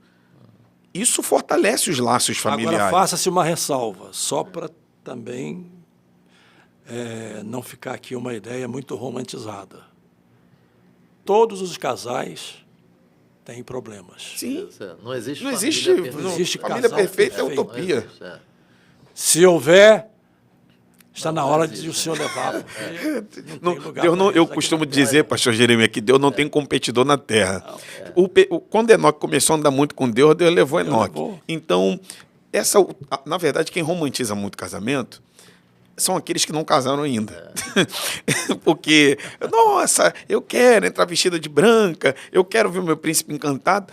Aí eu até tenho dito isso, meu amigo, minha amiga, minha irmã, meu irmão, quando você volta da lua de mel, a realidade já bate. Minhas aulas de casais, eu costumo dizer o seguinte: quem se separa do cônjuge só se separa de um problema para pegar outro. Exato. Quando volta da lua de mel, já tem que fazer a primeira compra do mês. Você vai ter... Casamento é desafiador, porque são duas pessoas vivendo no mesmo ambiente que são diferentes. Então, não concordo plenamente, e de tua palavra, pastor Marcos, não é esse romantismo que todo mundo pinta e publica, às vezes, nas redes sociais. O senhor vai publicar, não há nenhum problema. 50 anos de casado, maravilha. Mas só o senhor e a sua esposa sabem os desafios que passaram ao longo desses 50. O senhor, 41, indo para 42. Só que as pessoas olham assim, que romântico, que coisa, Rafael, um dia eu quero chegar lá. Sabe o que tinha muito na minha época de adolescente? Palestras sobre namoro, noivado E casamento. tinha igreja que tinha curso de noivo, não Exatamente. casava ninguém antes de fazer o curso. Por quê? Porque, como a gente está falando aqui, é um enfrentamento desses desafios, desse tempo, é um conjunto de coisas que também faz parte a preparação. Como é que esses jovens estão entrando num casamento? Eu costumo falar com a juventude assim: olha, não esqueçam das ações. Então, se você está namorando, está noivando e está casando, tem várias ações envolvidas nessas fases. Cuidado é para não confundir as fases. Então, se o namoro é um momento da oração. Porque a gente está falando de família cristã. Sim. Você tem que colocar diante de Deus esse relacionamento para saber se Deus está nesse negócio, pedir a direção de Deus, porque casamento é fundamental na tua qualidade de vida. Observação. Preste muita atenção com a pessoa com quem você quer casar. Porque eu vou te falar uma coisa, ele não vai te dizer tudo sobre ele, não. Ela não vai te falar tudo, não. Tem coisas que você vai ter que observar. Conversação. Se você não perguntar algumas coisas, não vai responder. E às vezes só vai saber depois. E aí, meu amigo? Aí, tá casado. Mas você nunca me falou, você nunca perguntou? Conversação. Preparação. Aí entra o noivado. Tem que se preparar. Aí entra toda a preparação. A Bíblia fala assim: deixará para se unir, e a consumação. A consumação é no casamento. Deixa eu só fazer a última ação. Aproveitar o ensejo para introduzir aqui um penúltimo aspecto da nossa fala. O senhor falou sobre a preparação. Eu percebo que a maioria dos problemas no casamento, no matrimônio, que chegam aos gabinetes dos senhores, é por falta de preparação. Exatamente. Não se prepararam para isso aí. casar Isso. emocionalmente, Isso. espiritualmente e, sobretudo, financeiramente. Que um dos maiores motivos dos problemas no casamento começa pelo aspecto financeiro e não pelo aspecto sexual. Óbvio que tem o aspecto emocional, mas, sobretudo, o aspecto financeiro. E é comum entre Eu nós... costumo dizer, viu, pastor Rafael, Sim, pastor. nas minhas palestras de casais, que é aquele negócio que a moça diz, eu estou disposta até morar debaixo da ponte, isso é conversa fiada. Não, né? Isso é mentira, viu? Vou dar um exemplo muito rápido aqui sobre a minha realidade. A minha esposa, Jesus está libertando ela, eu te amo, viu, minha filha? Do leite. Minha esposa é viciada em leite. Leite integral. E ela tomava 1 litro de leite por dia. 1 litro de leite por dia. Meio litro de manhã e meio litro à noite por dia. E hoje ela toma um pouco menos, mas em compensação tem a disputa entre ela e o meu filho para ver quem toma mais leite por dia. Lá em casa se consome mais de 30 caixas de Eu leite venci por esse mês. problema porque minha esposa também era viciada em leite. Mas aí, agora há uns anos, foi detectada que ela tinha alergia à lactose. Aí Já diminuiu. Então, imagina, teve uma época da pandemia que eu me recordo bem, que o leite, 1 litro de leite estava por faixa de R$ 9,89, quase R$ 10. Então, você imagina um homem que não se preparou financeiramente para essa realidade, tudo bem que ela teria de compreender, mas muitas vezes minha esposa falava para mim, você sabia que eu tomava muito leite. Você me tirou da casa dos meus pais assim, não foi enganado. Então, eu entendi o que ela estava querendo dizer. Óbvio que ela compreende, ela iria compreender se eu não pudesse comprar, mas é uma realidade. Então, a gente tem de se preparar para a realidade que nós vamos enfrentar, dependendo da pessoa com quem nós vamos casar. Então, tirar uma filha do senhor... É por isso que Paulo diz lá, e às vezes a gente aplica só no conceito religioso, conceito da fé, mas o conceito é amplo, quanto ao jugo desigual. Exatamente. O jugo desigual não é só questão de fé. Claro que é sobretudo. É sobretudo questão de fé, mas não é só. É questão financeira, é questão intelectual, é questão da formação acadêmica, a questão da cultura familiar.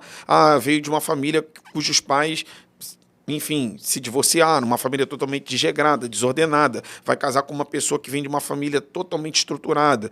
O rapaz ou a menina tem formação acadêmica, tem um trabalho estabilizado, o rapaz não tem sequer trabalho. Até culturalmente. Sim. Porque um caso que ajuda a exemplificar, um carioca, sabe como é que é o carioca, né? Jogadão, largadão, meu irmão, etc. Se casou com uma gaúcha de descendência alemã, acostumada com o sistema patriarcal.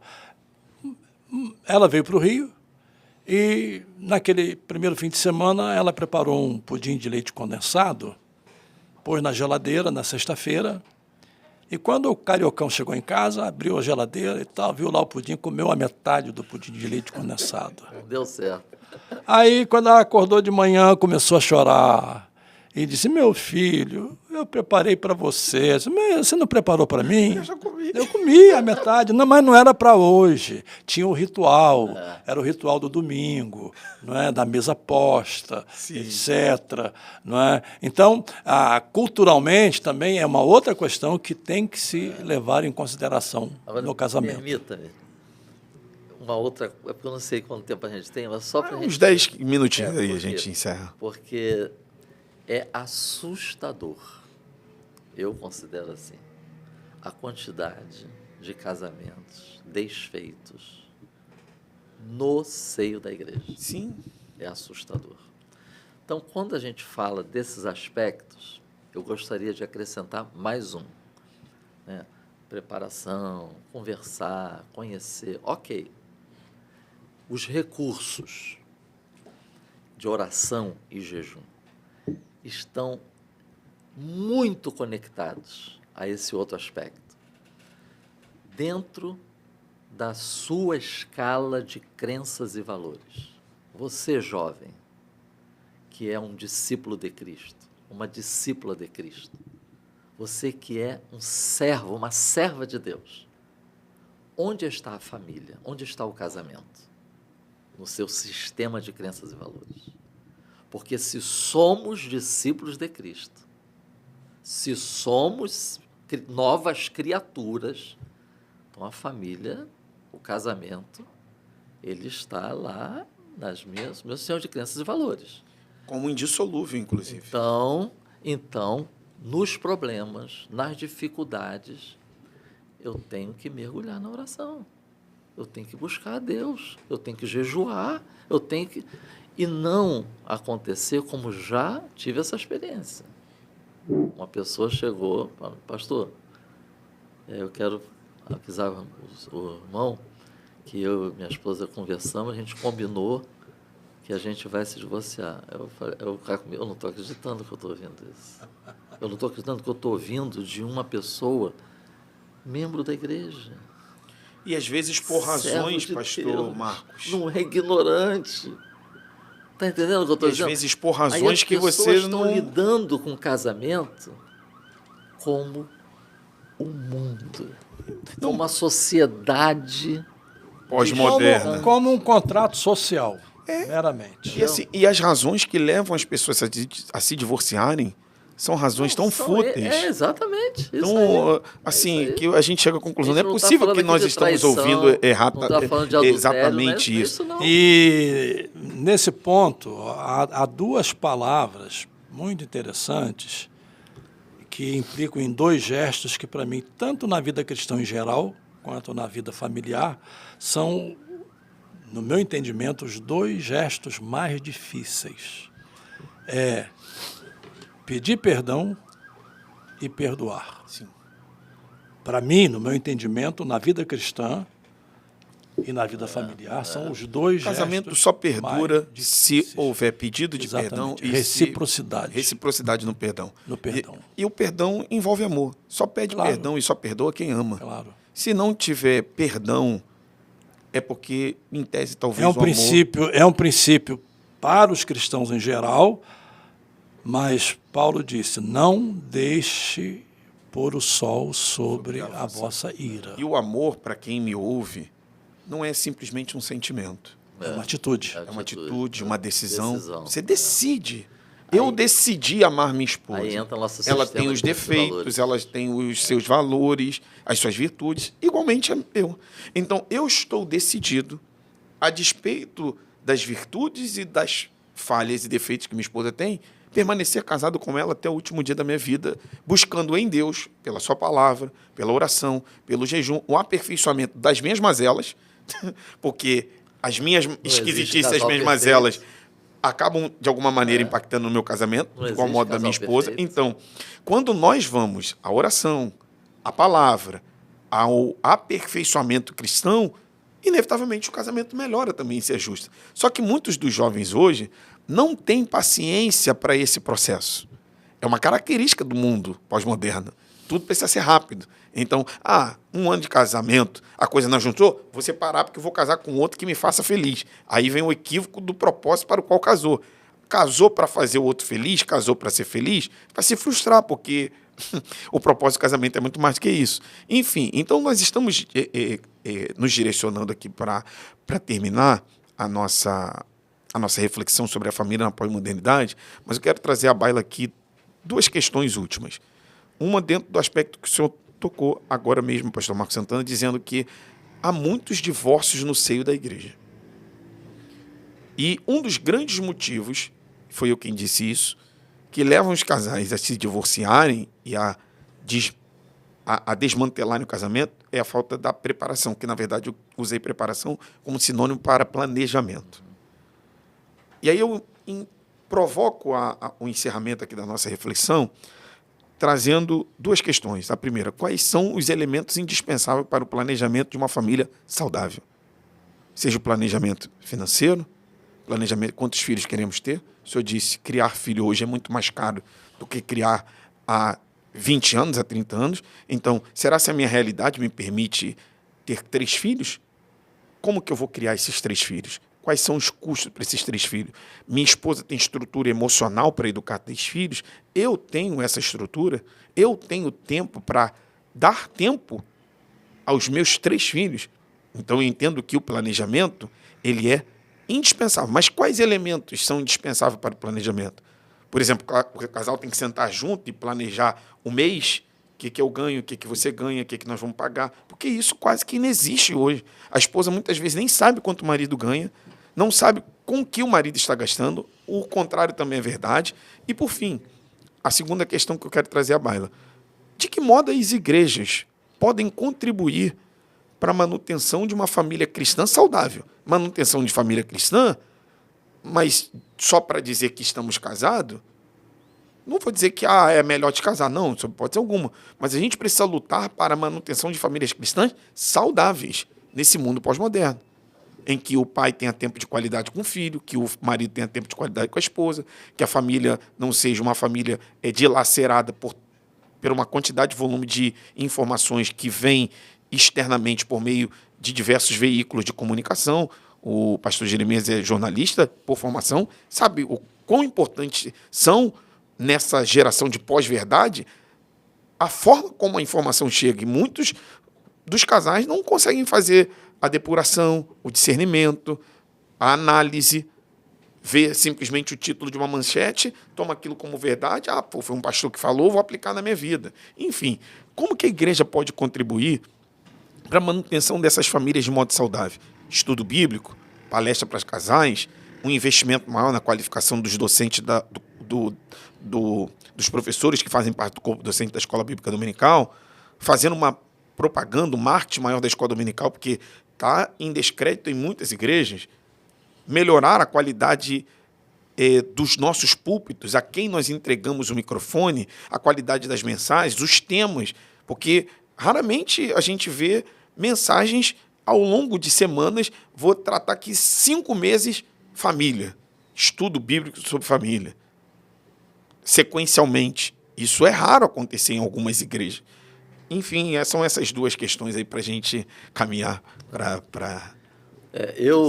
Eu acrescentaria... Fica à vontade. Mas um aspecto que a gente já tinha comentado aqui, mas como a gente está encerrando, exemplo. Sim.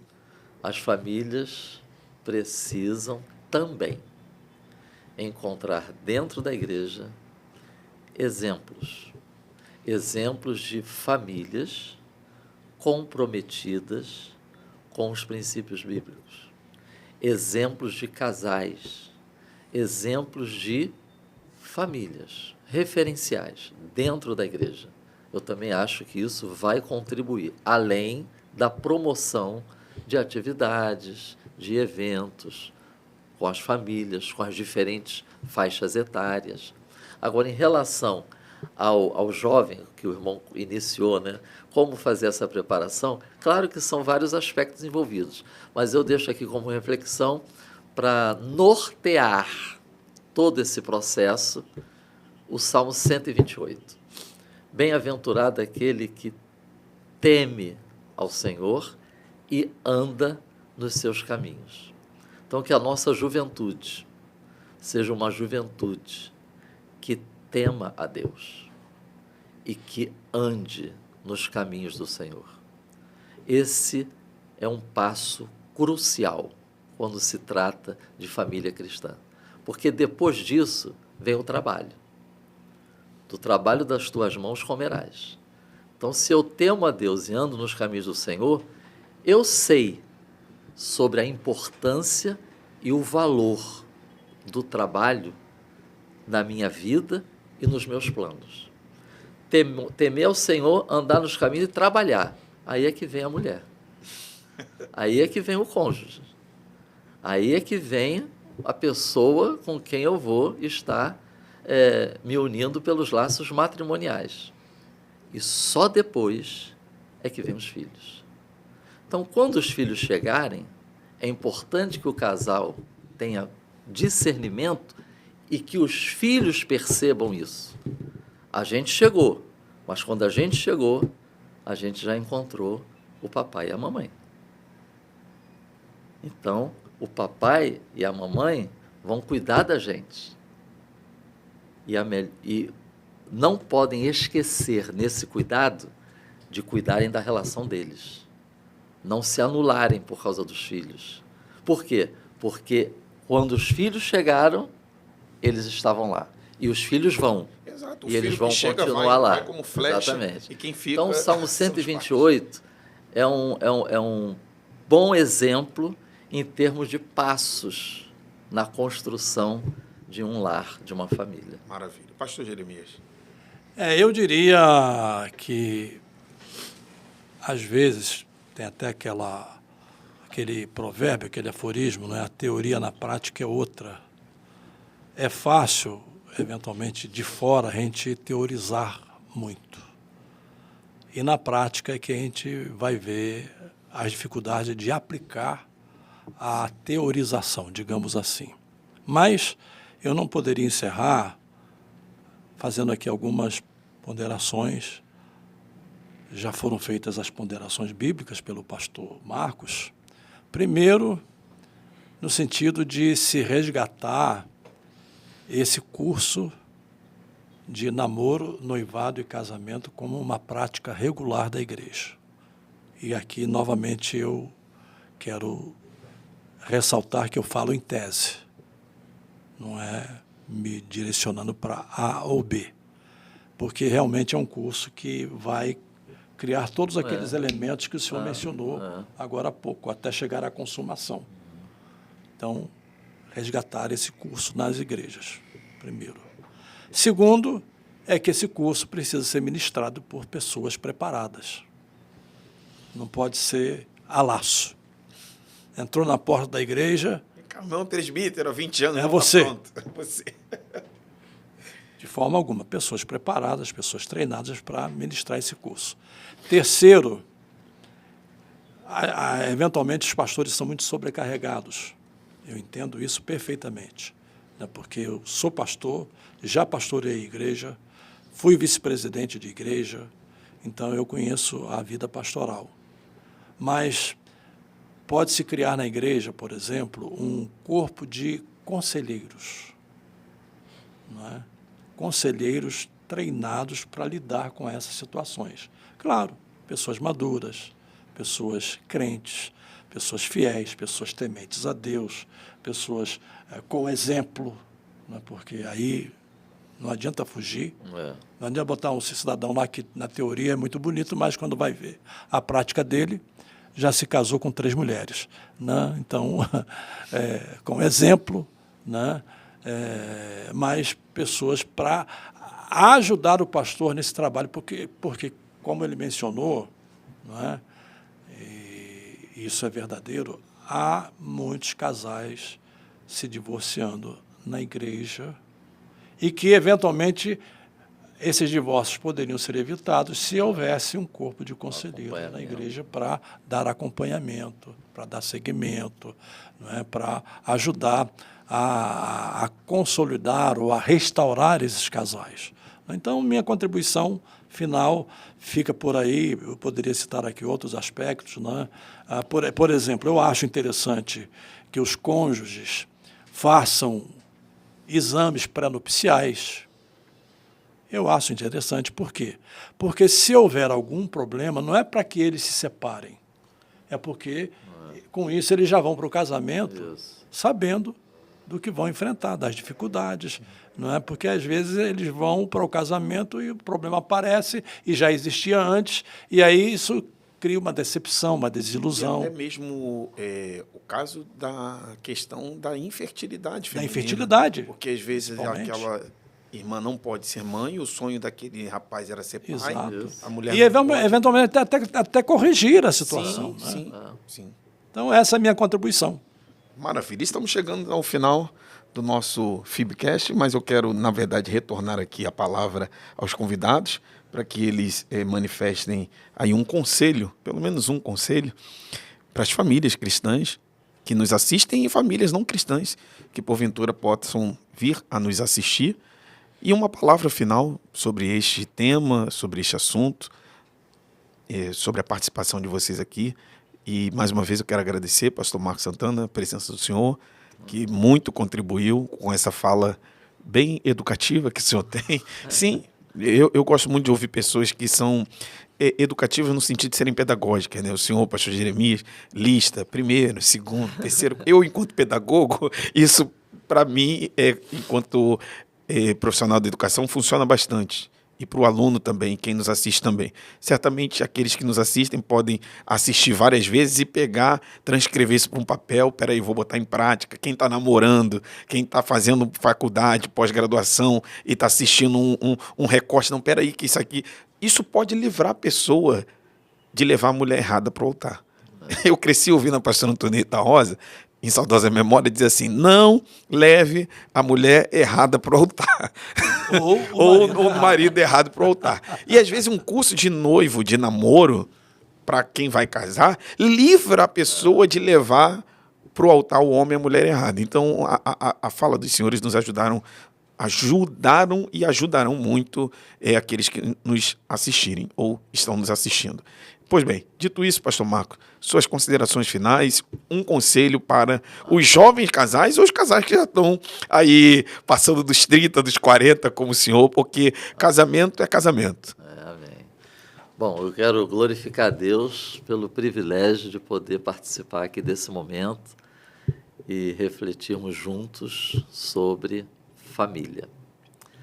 Quero também lembrar a todos que estão nos ouvindo, para Deus não há difícil e nem impossível. Deus tem interesse em participar da sua casa, da sua família, do seu dia a dia. Não esqueça que casamento é maravilhoso, faz a diferença na nossa qualidade de vida, mas é uma realidade para a vida debaixo do sol. Existe uma eternidade para a gente viver. E o próprio Cristo disse isso. Não há casamentos, nem se dão em casamentos na vinda vindoura. Aqueles que forem dignos, aqueles que alcançarem, aqueles que chegarem lá, é fundamental permanecer em Cristo. Porque permanecer em Cristo vai fazer a diferença em você vivenciar tudo isso aqui nessa terra de maneira vencedora e vai fazer a diferença na sua vida por toda a eternidade. Maravilha. Pastor Jeremias, as considerações finais do senhor. Muito obrigado pela sua presença entre nós, pelos seus conselhos, pela sua fala também, como disse o pastor Marco, educativa, elucidativa, esclarecedora. Nós louvamos a Deus pela presença do senhor. Deixam suas palavras ou suas considerações finais e um conselho para os jovens e os antigos casais também. Muito obrigado, pastor Rafael. Também quero mais uma vez agradecer ao nosso bispo Abner Ferreira, a nossa bispa Marvi, a nossa diretora administrativa, doutora Ana Helena, pelo privilégio de participar pela primeira vez do FIBcast. É o meu primeiro episódio e eu espero que possa participar de outros, se Deus permitir. A minha palavra para os casais é uma palavra muito rápida, no sentido de que o casamento não termina no altar. É no altar que ele começa. Ou seja, é uma conquista diária. Eu usei no início, nas minhas palavras introdutórias, uma construção. E eu me reporto às palavras que o pastor Marcos usou, não é? Por mais que você converse com a sua noiva ou com o seu noivo antes do casamento, no sentido de se descobrirem, de se conhecerem, por mais que se faça um curso de noivado, namoro, casamento, etc., mas conhecimento é um processo. Verdade. Não é estático, é a vida toda. Então, você vai começar, claro, através do namoro, do noivado.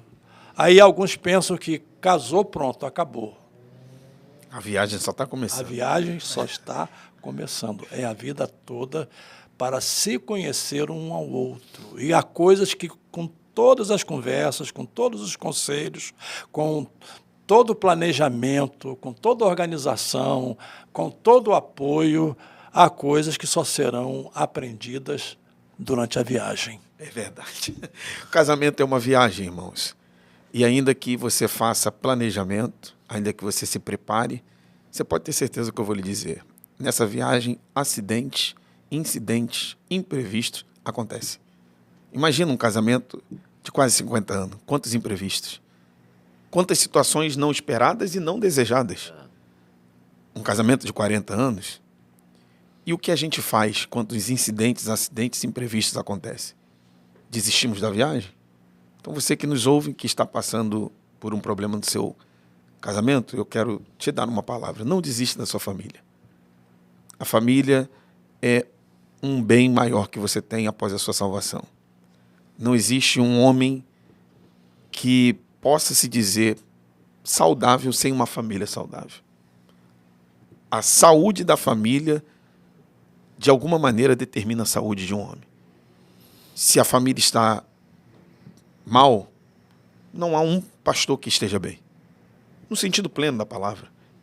Ele pode pregar, pode ensinar, ele pode exercer o seu ofício. Falo isso para obreiros, como falo isso para pessoas que exercem quaisquer outras atividades. Uma família saudável, ela é determinante na forma de vida de uma pessoa. Então, lute pela saúde da sua família, em oração, em jejum, busque ajuda, conselho pastoral, confesse os seus dilemas, os seus problemas e nunca desista da sua família. Está aqui falando alguém que está nessa viagem. E nessa minha viagem ainda de iniciante, já teve imprevisto, já teve incidente, já teve acidentes. E a minha palavra para minha esposa é: vamos seguir na viagem. E nessa viagem já vi um filho, não queremos outro, mas se vier também, nós vamos continuar viajando e sempre dependendo daquele que nos colocou nessa viagem, que é o Senhor. Deus abençoe a sua vida. Inscreva-se no nosso canal, ative as notificações e, se desejar, faça a matrícula na nossa faculdade. DDD 21 997 19 29 68. Você pode fazer o curso de bacharel em teologia, pós-graduação em História e Teologia do Novo Testamento e também aconselhamento cristão da família e do casal. Repito, aos pastores de igreja, aos dirigentes de congregação, eis aí uma especialização que eu acho fundamental. Eu, no meu foro íntimo, digo que todo pastor, em tese, deveria cursar psicologia, porque a atividade dele de atender todos os gabinetes e as complexidades que eles são apresentadas requer não só conhecer muito de Bíblia, mas requer conhecer também do ser humano. Então, uma especialização em aconselhamento da família e do casal vai ajudar muito o pastor na condução de um rebanho, no ajuste das famílias, porque a igreja ela é também composta de famílias. Até o próximo episódio. Que Deus te abençoe, que a paz de Cristo, que excede todo entendimento, esteja no seu coração, no seu lar e na sua família. Até o próximo. Um grande abraço.